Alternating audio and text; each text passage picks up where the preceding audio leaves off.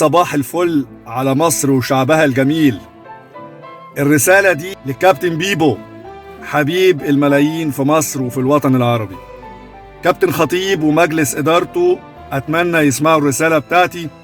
الأهلي إن شاء الله هيشارك في بطولة العالم للأندية اللي هتتلعب في المغرب.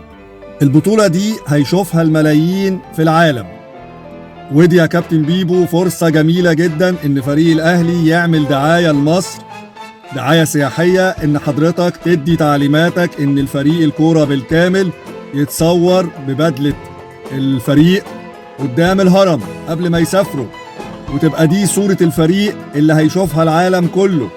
دعاية يا كابتن بيبو لمصر، مصر تستاهل مننا الكتير. فكر في الفكرة يا كابتن خطيب انت ومجلس إدارتك وما تبخلوش على مصر. أي حد عنده فكرة إيجابية يساعد بيها بلدنا ما يتأخرش. كابتن بيبو انت عارف ان السياحة مهمة جدا جدا لمصر، واحنا عندنا كل المقومات اللي تنجح السياحة.